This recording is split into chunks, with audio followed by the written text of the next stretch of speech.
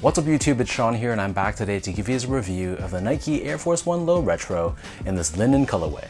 This is one of the most beloved colorways of the Nike Air Force 1 and they're finally now part of my collection. So the linen colorway released originally back in 2001, but back then this was a concept Japan release, meaning it was exclusive only to the Japanese market. That's part of the reason why it made the shoe so popular and so wanted, because it was so inaccessible to Air Force 1 fans here in North America. Fast forward to 2016, they'd be re-released in limited fashion by Kith to celebrate the grand opening of their Miami store. But it wasn't until June 13th of this year that they finally had a proper general release to the public. So again, these dropped on June 13th for $135 US, which is roughly 190 Canadian dollars converted. And the official colorway for this shoe is linen, atmosphere, and true white. And at the time that I'm filming this shoe has still not dropped here in Canada.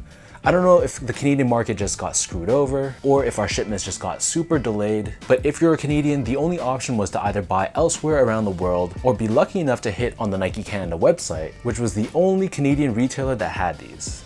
Anyways, so diving right into the details, starting things off with the upper, you'll see how the majority of this upper is crafted using a tumbled beige colored leather. So this, I'm happy to say, is a genuine leather. And on the toe box, just like any other Air Force 1, we have these perforations found throughout.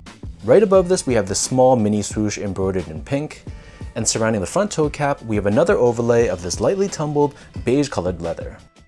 The same leather covers the eyelets of the sneaker as well as on the mid panel, and then overlaid on top of this, we have a leather swoosh which is painted in this pinkish tone.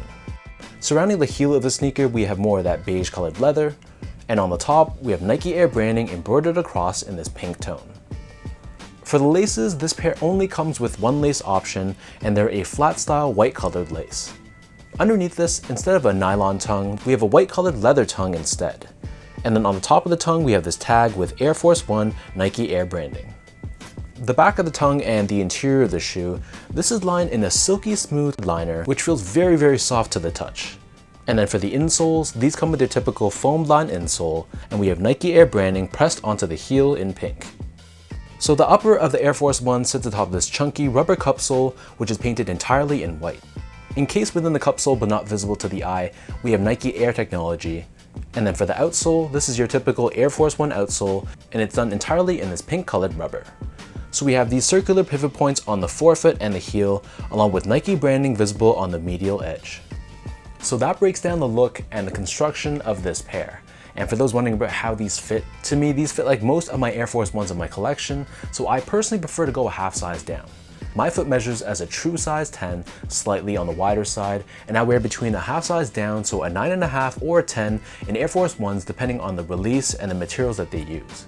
So for this pair, they do run a little bit roomy, so I'd recommend most people to go a half size down unless you have a really wide foot, then just stick true to size and deal with the extra length in the shoe. But whatever size you normally wear for Air Force 1s, I'd go with that same size for this pair because you know your feet best. Moving on to the comfort, so these feel like any other Air Force 1, so some people are going to find them to be quite comfortable, other people like myself are going to find them to be not as comfortable, but they're going to be fine for an everyday casual use sneaker. The Air Force 1, in my opinion, is a very chunky feeling sneaker, and it's one that feels a little bit heavier on foot. You're going to be very elevated off the ground because of this super thick midsole, but there is some level of plushness and bounciness underfoot. But generally speaking, I just prefer other silhouettes out there that aren't nearly as heavy and clunky. But like I said, a lot of people find Air Force 1s to be very comfortable. So if you're typically someone that finds an Air Force 1 to be very comfortable for you, then I think you'll love these. But if you're someone that usually finds them to be uncomfortable, too heavy, too clunky, then I would probably avoid this shoe just the same. Finally, in terms of the quality and craftsmanship, so first off, the material quality, I was pleasantly surprised. For a general release Air Force 1, I was quite happy with the leathers that they used. Yes, they're not the top of the line leather, but for what we got, this is a genuine leather all across the board, and it feels pretty decent to the touch. You can see those natural leather grains when you run your fingers across it, and I thought the build of the shoe was solid as well.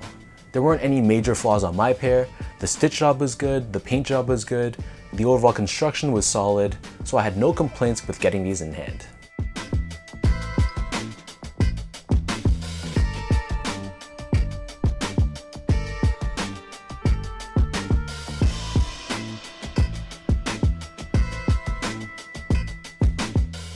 So with all of that out of the way now, let's toss these on feet, I'll lace them up and I'll show you guys how these look.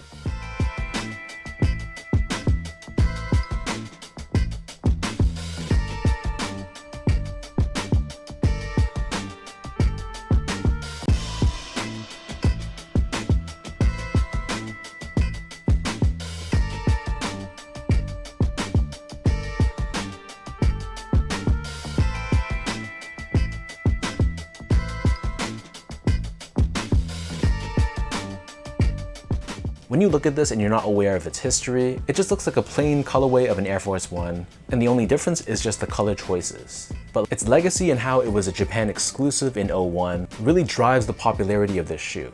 So whether you want to call it hype, whether you want to call it history, whatever it is, I think at least it's still an incredible colorway and an incredible pair to own in your collection. So let me know in the comment section down below, what do you guys think about this linen Air Force One? For anyone watching, did you also pick up a pair of these? Did you strike out at the retail level and pick these up on the secondary market? I don't think the prices for these are going for that much, which is a great thing for us true fans out there. Or are you just not a fan of this shoe and it was an easy pass for you? As usual though, if you guys enjoyed this review, be sure to like, comment, and subscribe to my channel if you haven't yet. You can follow me on Instagram at sgo8, follow me on X at sean.go spelled out, or visit my website at seango.ca. So thank you everyone for watching. Hopefully you guys enjoyed this review. I know a lot of people were asking me, when is your linen Air Force One review going live? So apologies for the delay, but hopefully you guys enjoyed it, and I'll catch all of you in my next video.